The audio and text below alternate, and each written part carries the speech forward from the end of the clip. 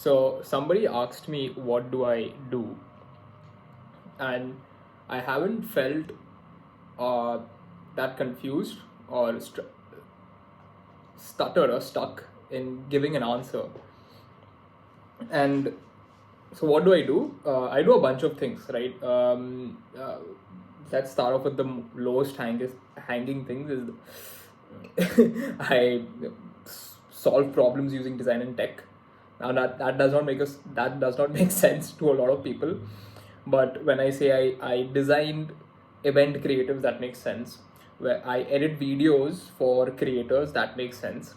I build websites for companies and startups, that kind of makes sense. So you're a web developer? I'm like, yeah. So you're a video editor? I'm like, yeah. You're a graphic designer? I'm like, kind of. I also automate stuff and use AI very frequently, at least now. In 2024, this is November of 2024. I've automated a newsletter for an entrepreneur, and currently we are exploring Gen AI for e-commerce product photography for a client. I'm currently speaking to three other clients. I work with I do a bunch of video editing work. One of my agencies, Jinx Network, edits roughly 20 to 30 videos, maybe 50 videos average in a month for skincare brands. I work with one of the biggest event companies, like nightlife event companies. They were first initially in Mumbai, now they do it in London and now US. I have been managing my family's film shooting business for the last 6.5 years, catch 5 years. That's kind of how I actually also started, which was I built their website and I learned how to create social media posts. Basically, I was trying to help my family get more business because business was not great at that time. So we were trying to figure out how can we get more business. And I was thinking, like, how can I get more business, because I saw my family have a bad time. So I build a website, still no customers. Okay, you need traffic to the website, so do social media marketing. Learn social media marketing myself. Design posts myself on Photoshop. Still no customers. Made a video. Still no customers. Okay, we need to spend money on ads. There's something called ads, Facebook ads. Did Facebook ads, got a bit of awareness and reach, but still not many customers. And one fine day, some customers did come by, and then I realized that it's all about customer service and experience. That is right from the footstep, from your doorstep to the entire tour of this location that you're trying to rent out. The customer or the client or the lead should have a great experience. Even if they've shot you before, you give them the best experience, the same experience that you gave them at the very first time they had purchased the service or product from you. Any which ways, why am I rabbit holing? So I often get confused in telling people what I do. So what I've learned to do is, based on the person that's asking me what I do, I try to understand what industry they are in and the profile that suits them the best, that would make sense the best, and would eventually crack a deal in some business with them and me. I'll put that profile out. So let's say if it's a startup asking me, like let's say it's a VC asking me what I do, then I'll go on with a little bit more broader approach. I'll be like, I solve problems using design and technology, and kind of expand on how what exactly I do in design and what exactly I do in tech. All right. If it's event person, someone in the event space asks me what I do, so I tell them I make event creatives for some of the biggest event companies in the world. And that's I'll create narrative or a story on the stuff that I've actually done, because I have been working for 6.5, 7 years in the event space. I have been editing for skincare brands for the last 3 years now, and we work with some of the biggest brands. And I edit the videos myself also. Like I do a lot of the work myself. Like I'm not someone who just delegates work.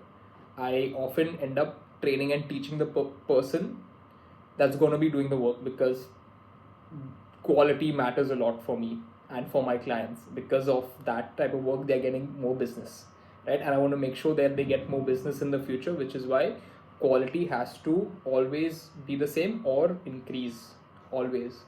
We should never go down in quality. So I've been very lean in my startups or businesses. I don't usually hire full-time people.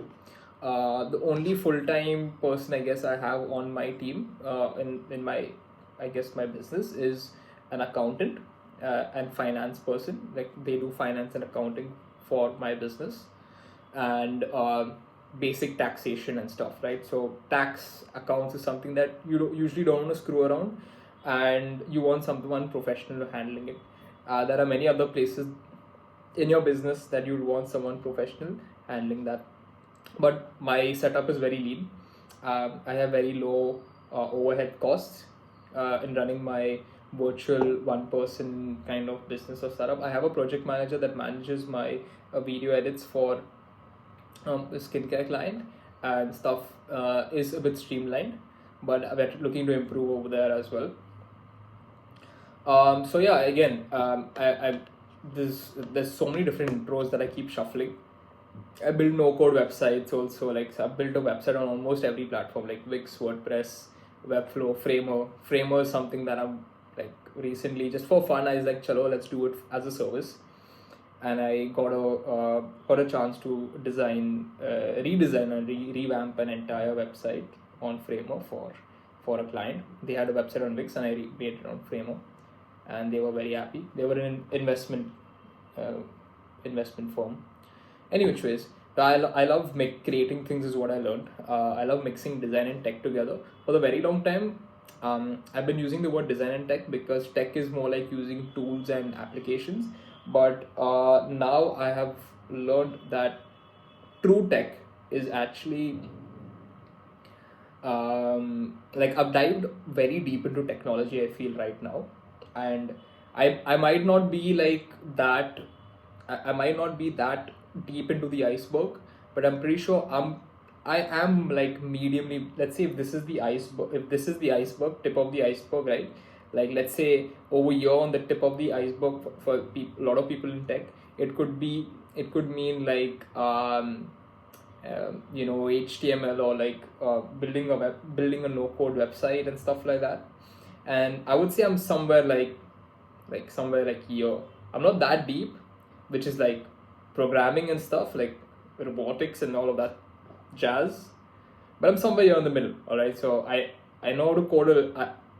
I might not know how to code, but I'm very confident in finding solutions for any tech problem using the power of the internet. I know how to prompt the internet in the right way to get these answers, and scourge through blogs and like Stack Overflow and like some random dude's YouTube video solving that particular problem that I'm facing. I'm pretty confident doing that because I've done that stuff from the last 6.5-7 years, right? Since I was building my college's website, to my own websites, to clients' websites, and it was building anything on the web. There are always bugs that you will have to fix. There are always problems you'll have to solve. There are always clients' customization requests that you need to figure out, okay, which plugin do I use and what code snippet do I have to use. So I'm very confident that I can do that because I've proven to myself that even if it's not possible, it is possible. Like, even if you think it's not possible, like, how the hell can you do this? There is a way to do it if with technology. Any which ways,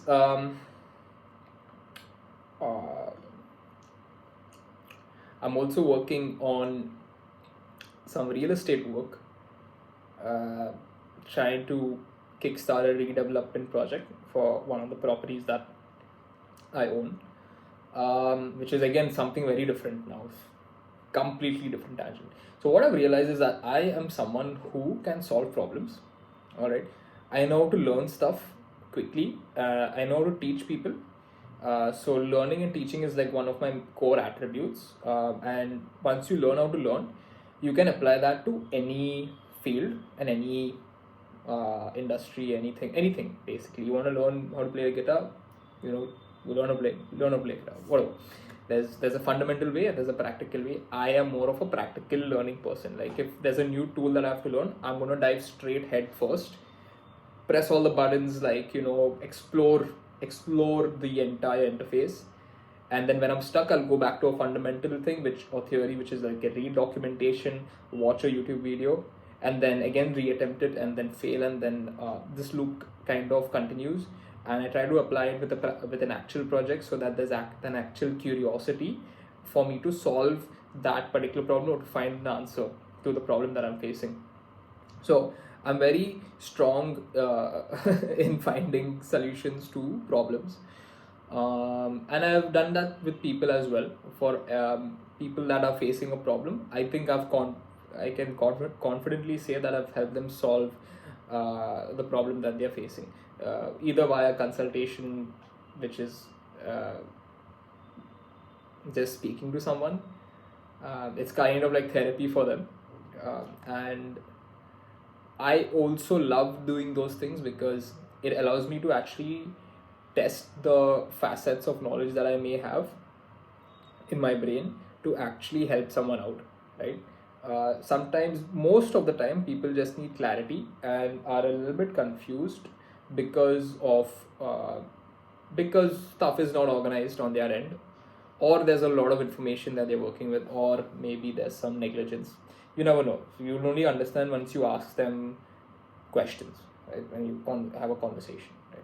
So talking to people is like very important for me. By talking to people, I learn about their personality. I try to study people. I'm also very observant in general. I observe people's behaviors, the way they speak, the way they carry themselves, the words that they use. I'll try to find clues. I'll try to find hints in everything that they say and do and act when I'm there. I don't know why I do it, but I do it. But I think it's very important because it allows you to play your cards right. Alright, and playing your cards right is super important in life, because you should not reveal all your cards. It might sound like you're being a bastard, but it is kind of important in certain situations. Alright, you don't have to do this all the time, but if you are doing it in a professional manner, then I think it's very important, especially after understanding how after being someone who has been taken advantage of just because they like giving away free knowledge, free value, and like helping people. Being nice kind of it's cool, but people are going to take advantage of it. Someone's going to take advantage of it, and you're going to feel like shit. You're going to feel like betrayed. And I've been nice to clients, which has backfired many times. All right. So it's important to be nice, but it's also important to draw a boundary line, and it's important to keep your cards right. Which is like it's not act like have fun in the entire process, but learn to be professional and stand your ground when things aren't going the way it should be, and you feel that you're taken advantage of.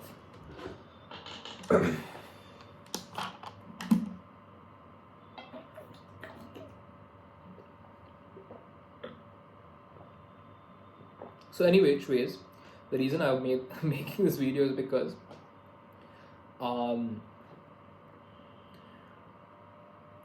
my professional career was a complete accident.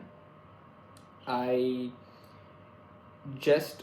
wanted to become a gaming YouTuber 7 years or 8 years ago, which led me down a path of learning how to edit videos and designing thumbnails for my YouTube channel, and like learning how to design that channel out. So how do you design a thumbnail? Go on YouTube, watch someone using Photoshop, and watched a couple of tutorials, try to replicate them, and then I realized that bloody hell, I love this tool Photoshop. I love what I'm doing right now, which is like creating something like random putting things together and something is being made, something's being created, right? I love that process. And it took me away from, like screwing the YouTube channel. Like I didn't enjoy, it was, firstly it was hard for me to create content. I was very conscious to speak on camera, so I would not speak. It would just be like me recording my gameplay, and then I'll add some music, and maybe I'll just make like some cool edits, like add some memes or like a montage or something like that. I tried a voiceover voiceover video once, and it's super cringe if I watch it now, obviously, because it's my old um, uh, kid's voice, and I'm trying to pull off an accent as well. Uh, so yeah, I mean, I come from that kind of era. I mean, it's nothing much, but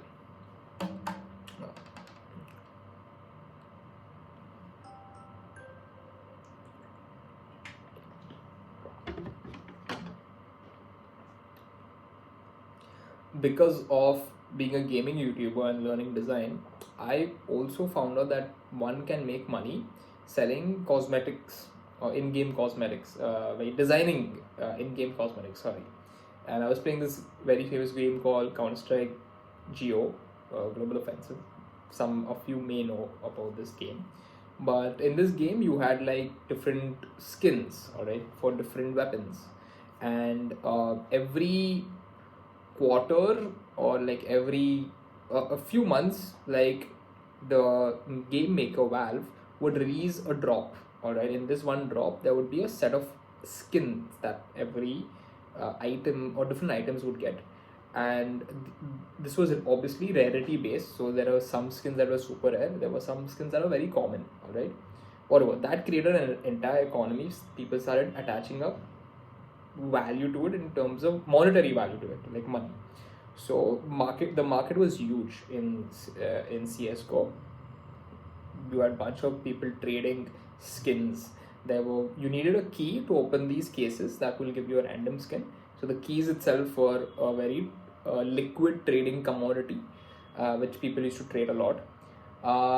However, the people who design these skins were people from the community, and you could design your own skin, submit it to the community. If the community, if it got a lot of likes, or if Valve happens to like it, which is the game maker, they would pay you money, revenue, from the money that they generate from the income that they generate by selling that case. So it was a win-win for Valve, for the skin maker, for the skin designer, cosmetic designer, and the community like the skins, and they get what they want, So it was like a proper economy that they designed, which is very intelligent. I tried to get into that. I tried to design my own skins, and it was cool. None of them got accepted, but it was a really nice experience. However, because of that, someone saw some of my skins designed like on the workshop page, and asked me like, "Hey, can you design this logo for me? I'll pay you $50, 50 rupees. All right, 50 Indian rupees is roughly right now that would be around point 50. Sorry, points 50. Yeah, point 50 to 40 cents. All right, $40, whatever, $0.40. So like, consider that 40 cents. All right. For me, however, as a 16 or 17-year-old kid, making money over the internet was never imagined of. All right, making money in the first place was never imagined of. All right, making money from nothing was never imagined. I did not know anything about money. All right, and making any of it. And there's a guy offering me 50 rupees for designing something for their Steam profile. I was like, sure, why not? I mean, I would have done it for free, but cool. And I designed something. It was very simple. Had to put some shapes together. The most simplest Steam profile picture or logo, whatever you want to call it, was made. I got 50 rupees into my bank account, and I was like, wow, that's amazing. Like I had a moment for myself, and that felt amazing. Making money on the internet, making money from I didn't spend any money to learn Photoshop. I learned it for free on YouTube. I had a cracked version of the software at that time, and I didn't spend any money to design this logo, and that was pretty cool. Like that was amazing for me. Um, anyways, that was a moment, and then time passes down the line. 3 months later, I happened to be playing something on the PlayStation, on the PS3 or PS4. I don't know exactly. And one of my friend's friend is an event host in a company. An event host is someone who invites more people for an event, and these were like nightlife events, clubs and stuff. And he asked me like, "Hey, I heard you do design." I also used to, by the way. I used to design for fun, like random designs. I used to basically copy tutorials from YouTube, and the end result, like what I used to design, I used to put it out on my Instagram page. I used to also make a lot of memes on my Instagram page.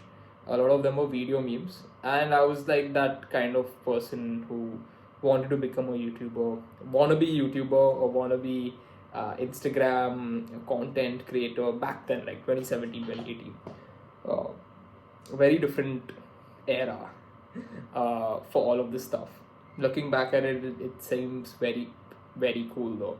Any which ways, yeah. Any which ways, um, he asked me, "Can you design this?" I was like, "Sure, why not?" Send me a reference, show me an example. Like, so he sent me like a reference, and I had just designed it on Photoshop, put things together. Again, wrote the name of the event. The only thing different that I did was, before sending this out to this client, is I took this flyer into Premiere Pro and I animated it. Added like keyframes for like the different layers, added some music. He didn't ask me for that, but I ended up just doing it because I wanted to experiment Premiere Pro. I wanted to learn it, and I sent it to the client. The client ended up loving it. He really loved the creative. He put it out on social media, and all of his friends or network loved it. In fact, asked him who made this creative, who made this flyer. This was like 2017. This is like 2018. All right. Maybe 2019. I'm not sure what exactly the date is, but back then motion graphic creatives weren't like what I ended up making was a motion graphic creative. It wasn't that much of a thing for event creatives, back then. So at least that I know of, there was nobody making motion graphic creatives for events. And he had like 20 people ask him, 20 event companies ask him like, who made this flyer, who designed this. And he ended up like sharing my contact to his network, and I ended up making event creatives and flyers for almost every club or event company here in Mumbai in those in the next 3 months of my time, that when I was designing. Yeah. So one of those clients happened to be a big client that I work with till today. It's so hard for me to articulate stuff because there's so many things going on in my mind, but it's been 4.5 years I've been working with that client, and I've helped them scale from just Mumbai to them doing stuff in London and the US.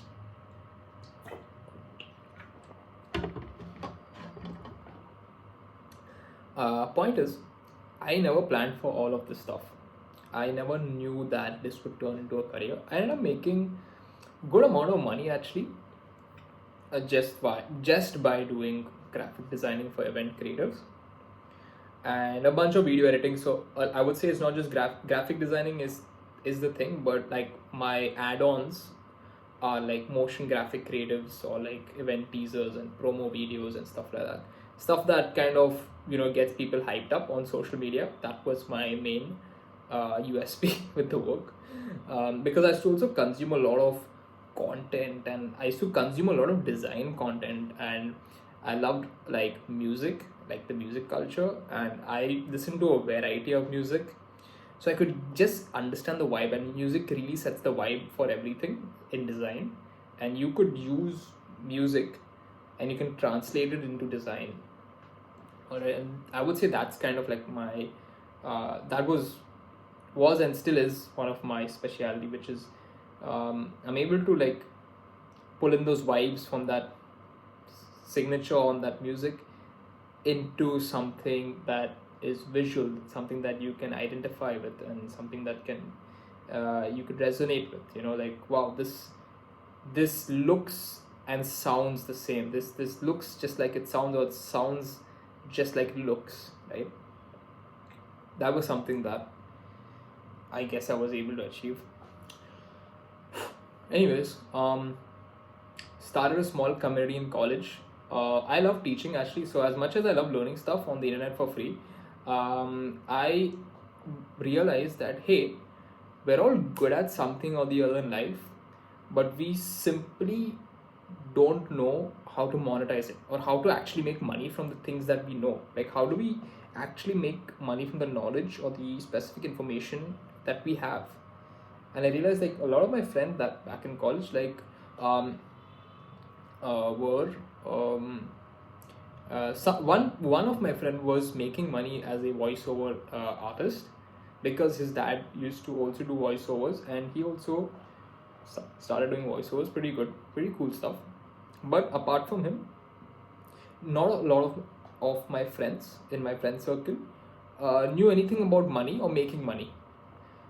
And or maybe they know about money, but maybe how to use your skills that are installed in you or that you've developed up till now to actually create a service for someone to pay you money for, right? So how do we exchange that value? So that was a problem I was trying to solve in college via Jinx Network, which is the community that I started. And what I would do is I would send like a Google form, or like just ask people on our WhatsApp group, like, what do you guys want to learn this week? I give them options, like, is it Photoshop, graphic designing, is it building a website or WordPress, is it like editing videos?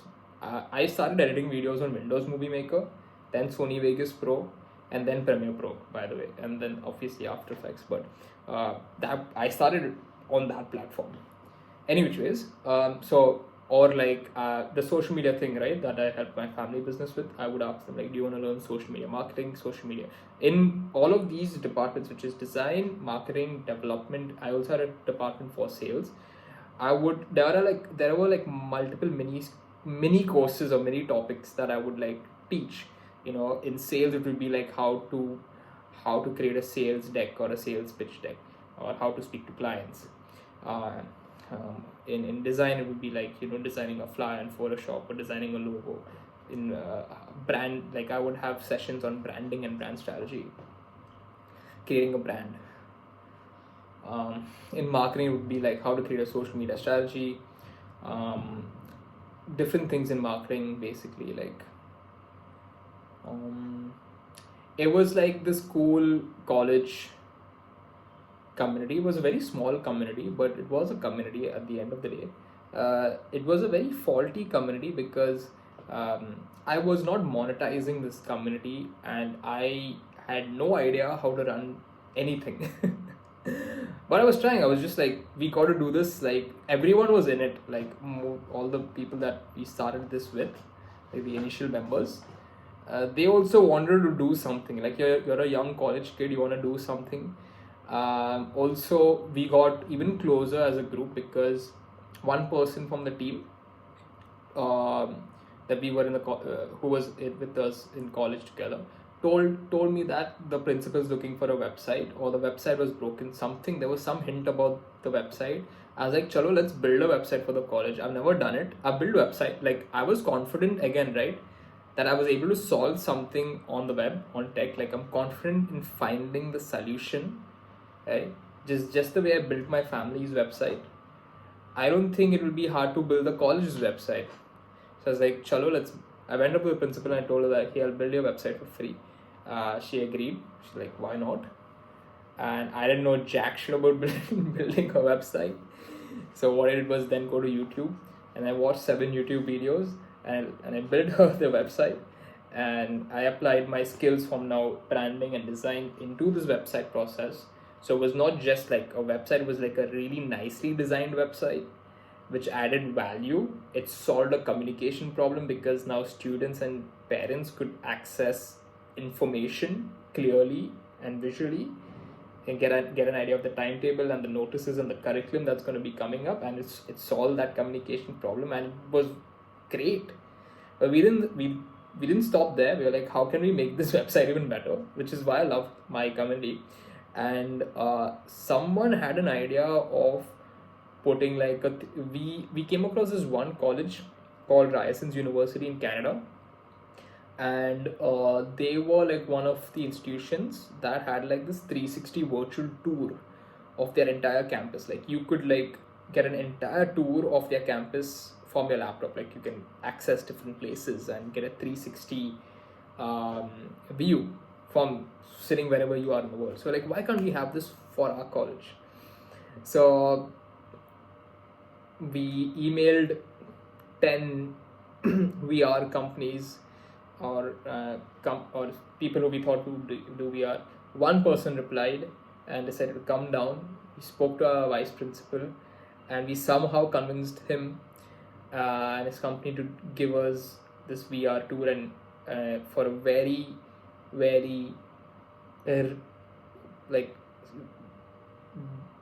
I don't even want to say reasonable, but it's like super discounted rate.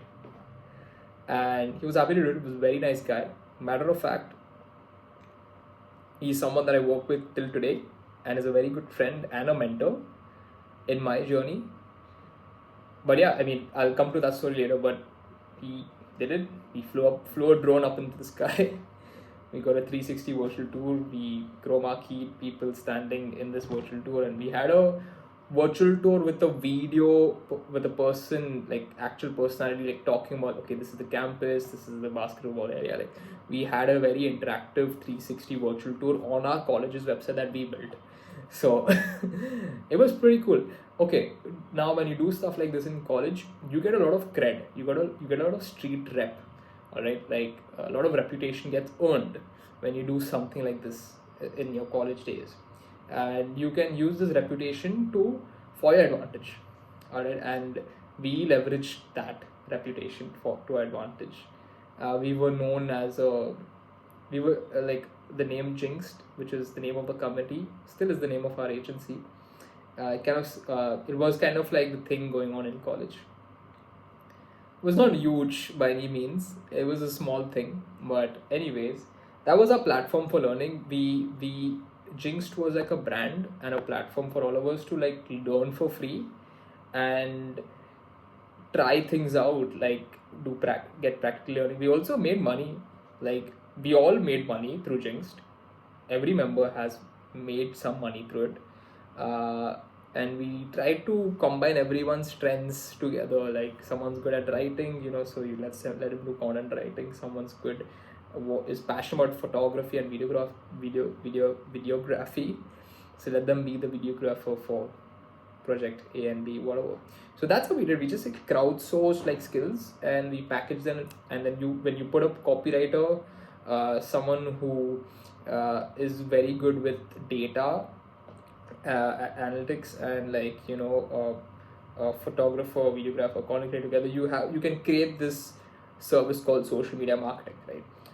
So it's like that. If you get a graphic designer and you get someone who has a really good eye for branding, or like strategic branding, or like marketing, you put these two guys together and you have this service called branding, right?